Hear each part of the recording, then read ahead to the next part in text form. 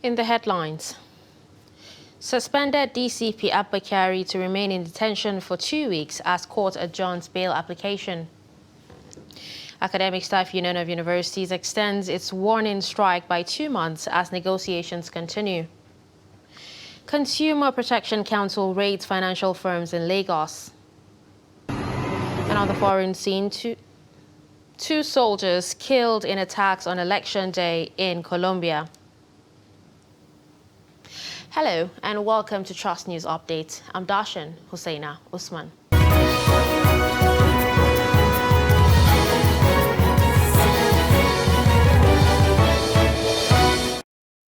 Now the news in detail. Suspended Deputy Commissioner of Police Abakari will stay in detention for another 2 weeks as Federal High Court adjourns ruling on his bail application till 28th of March. Justice Emeka Nwite, however, granted his prayer again to remain in the NDLEA custody till the next adjourned date.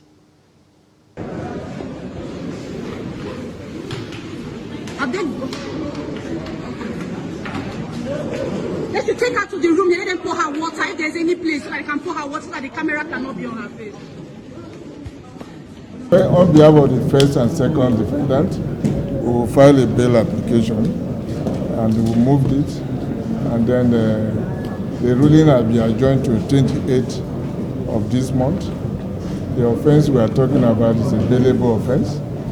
And we are very confident that the court will do justice, apply the judicial discretion to ensure that the defendants get bail, for them to adequately prepare for their trial. It's adjourned to 28th of this month. As you can see, around the courtroom are still supporters of Abakari and his family taking their leave right now after their arraignment in court. And as it stands right now, the 28th of March 2022 has been set aside for the ruling of his bail application, a fresh bail application he filed through his lawyer, M.A. Magachi. And things are normal right now. People are getting back to their destinations, some outside holding placards about their Super Cup. But on the 28th of March, we'll be here to hear about the ruling of the application of Abakari and what will transpire next.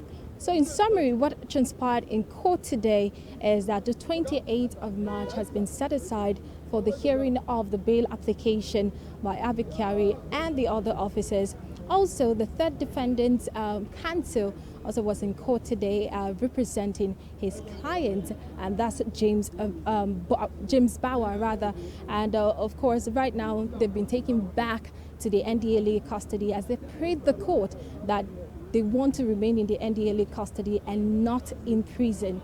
So they are being asked to be in their best behavior till the day of till they adjourn the date, which is 28th of March 2022. Martia Umar, Trust TV News, Abuja. In education, Academic Staff Union of Universities has extended its warning strike for another 2 months. The union made the resolution to extend the strike at its National Executive Council meeting held in Abuja on Sunday night. According to the union, it is concerned that there were no concrete offers from the government to convince the union to call off the strike and frowned at the statement credited to both the Minister of Communication and Digital Economy and the Director General NIDDA to the effect that University Transparency Accountability Solutions has failed the integrity test. The demands include the revitalization of public universities, earned academic allowances, University Transparency Accountability Solutions, promotion arrears, negotiation of 2009 ASU-FGN agreement, and alleged inconsistency in integrated payroll and personnel information system payments. Local airlines in Nigeria say they have only 3 days from Monday, 14th March to shut down operations over lack of aviation fuel. This follows the aviation fuel marketers' failure to convince the House of Representatives on the hike in the prices of products on a daily basis. Speaking before the Special House Committee investigating the unavailability of the product with the aim of preferring solutions, the airlines represented by Chief Executive Officer of evacuees, Alan Onyema, said they cannot afford the fuel anymore, adding that if they are to continue flying, an average Nigerian will spend 120,000 naira for an economy ticket. In their presentation, the oil marketers said high dollar rate is responsible for the high cost of the fuel, while on its part. The Group Managing Director of NNPC Limited, Mele Kyari, said presently there were 19 oil companies with 88 million litres of aviation fuel in the country. Reports say airlines are buying the fuel at 670 naira from normal price of 190 recently. Members of the National Association of Master Bakers, Caterers of Nigeria, Imo State chapter on Monday say they have concluded to shut down production in the state. The state chairman of the association, Osman Nkioma, stated this to Newsmed in Owerri. He said the reason for the strike action include cost of materials such as cost of diesel, vegetable oil and sugar has gone beyond the reach of the bakers and production have continued to skyrocket. He pleaded with the state government at all levels to look into the challenges facing bakers in the country. Seventh batch of Nigerian evacuees from Ukraine arrived Nigeria on Monday at the Nnamdi Azikiwe International Airport, Abuja. The Nigerians arrived aboard a Turkish airline and were airlifted from Romania, where they had fled following the invasion of Ukraine. The evacuees, numbering 31, were received by officials of the Federal Ministry of Foreign Affairs, the Nigerian in Diaspora Commission, and the Refugee Commission. This is the second set of evacuees from Romania following the Russian invasion of Ukraine, which has left many displaced. However, unlike the previous batches of returnees that arrived via chartered flights, the 31 evacuees arrived on a commercial flight. Hundreds of people have been killed in Ukraine since Russia invaded the country, while over 2 million people have been displaced. 2 Ukraine mayors have been abducted by invading Russian forces, bringing strong condemnation from the European Union. Federal Competition and Consumer Protection Commission raids several illegal loan firms operating in Ikeja, Lagos State. Executive Vice Chairman of the agency, Babatunde Rukera, said most of these companies are not registered with the Corporate Affairs Commission. He said most of the companies do not have license to do business in Nigeria. He expressed the reasons that necessitated the investigation and sting operation in Ikeja area.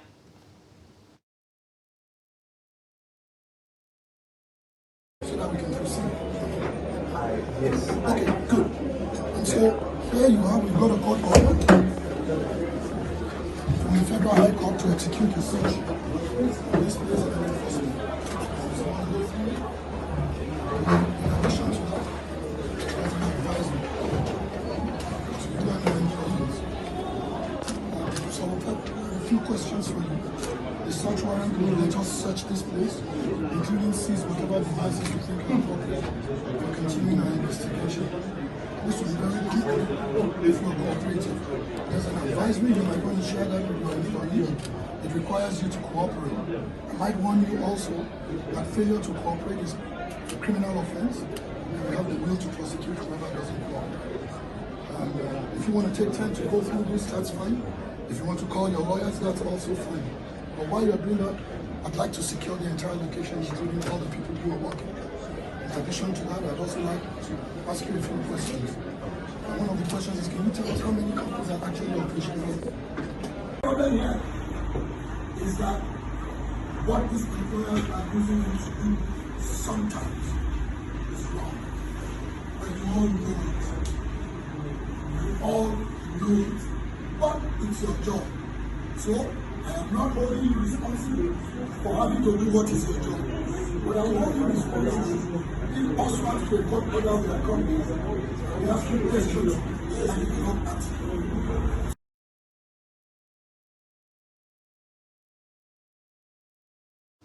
You're watching Trust News Update. Coming up after the break. History behind Colton Go Brave Men. Do stay.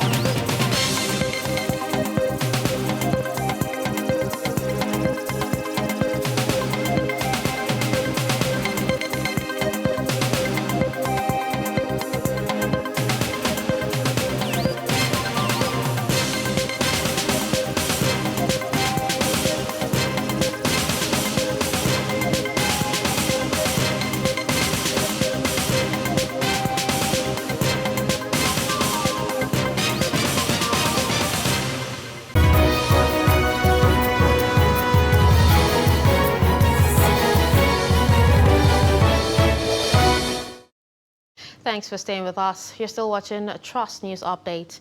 Let's take a look at some of our top stories. You heard that suspended Deputy Commissioner of Police Abba Kyari will stay in detention for another 2 weeks as Federal High Court adjourns ruling on his bail application till 28th of March. You also heard that Academic Staff Union of Universities extends its warning strike for another 2 months as negotiations continue. In health, Nigeria on Sunday confirmed 36 fresh COVID infections in 3 states and the Federal Capital Territory. The Nigeria Center for Disease Control said the cases were reported in 3 states and the Federal Capital Territory. According to the agency, 32 patients were discharged on Sunday after they recovered from the infection. Nigeria has now confirmed cases of 254,989 with 249,372 discharges and 3,142 deaths. In other updates, the World Health Organization says it is too soon to declare COVID-19 an endemic as cases are still rising in some parts of the world. According to the organization, the proclamation is not being considered at this time, but rather focused on what conditions will indicate that the public health emergency proclaimed on January 30th, 2020 has ended. Kaltungo Traditional Council in Gombe State wants historical heritage site where brave men of the kingdom hunt for decades preserved to attract tourists to the state. Paramount traditional ruler Kaltungo Saleh Muhammad transcends to Pantun Mountain, located in the outskirts of Kaltungo town, on a special visit to the monument. Ibrahim Ismail follows the entourage and files in this report. Pantun Mountain is naturally blessed with clean water, vegetation and a stream where people swim for luxury.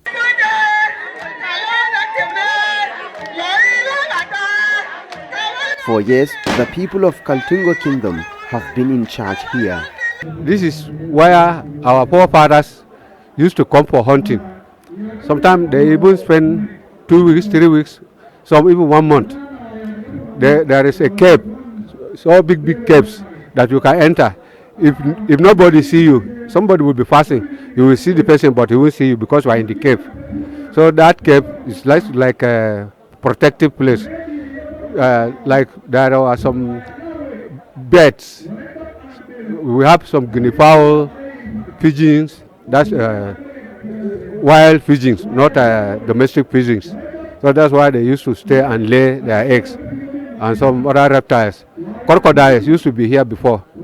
And baboons, gorillas, even lion and tigers, they used to be here. But due to hunting, the hunters are now more in numbers than the animals. So they are no more here. They are scared away.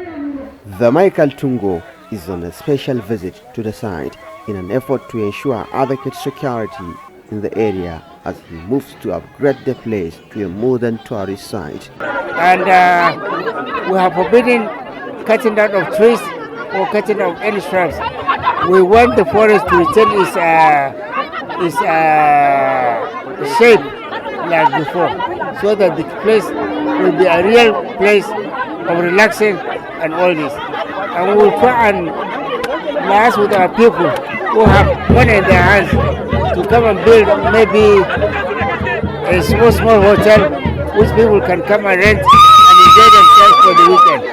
That's what this is all about. And then to draw attention of our people, to draw attention of our youth, so that we cannot lose any more youth again as from today.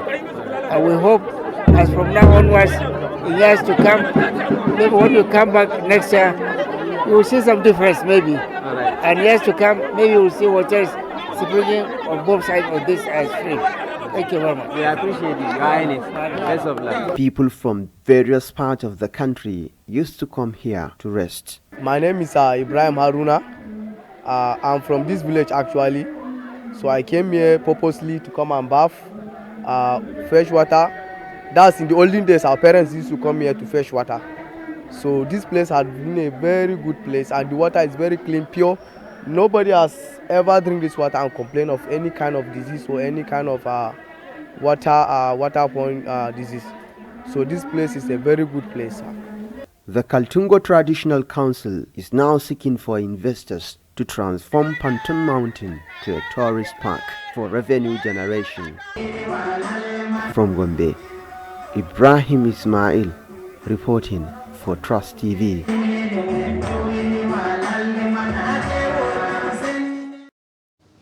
Talking transportation, police say they have dispatched officers and men to all parks and garages to prevent breakdown of law and order in Lagos motor parks.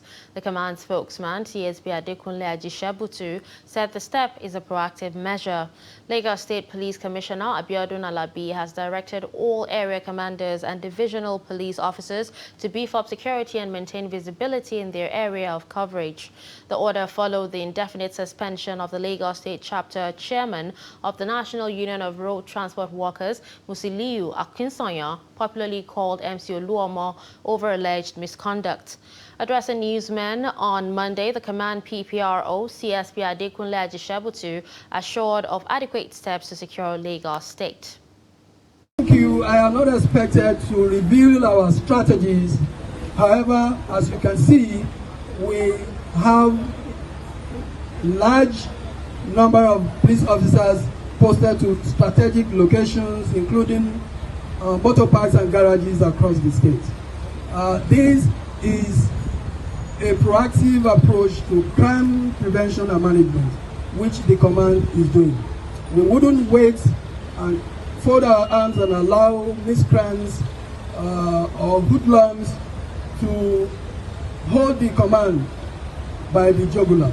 And this is why we want to prevent possible breakdown of law and order, and that is why we have done this massive deployment. It is in the interest of members of the public. We can assure you that we will manage the crisis. For now, there is no crisis. We are trying to prevent crisis, and that's why the Commissioner of Police has ordered deployment of police patrol teams across the state. And of course, he has directed all the area commanders, DPOs, strategic patrol officers, field commanders to ensure 24-hour surveillance and intensive visibility patrol of all parts of the state, with a view to preventing breakdown of law and order. Meanwhile, CSP Adekunle Ajishebutu equally said the command is still making efforts to arrest those involved in the killing of Oluwabamiche Ayanwole in a Lagos State-owned bus rapid transit. As you have rightly said, the suspect has been arraigned in court. Therefore, I would want to refrain from making comments on the case because that will amount to subjudice. However, as a command, we will not stop at nothing to arrest other suspects. And that's why when cases are charged to court, the charges usually read A, B, C, and either 2 or 3 others currently at large. The fact that the principal suspect has been arraigned in court will not stop us from going further in our investigation. And as we make progress as regards this very case, we'll brief the press.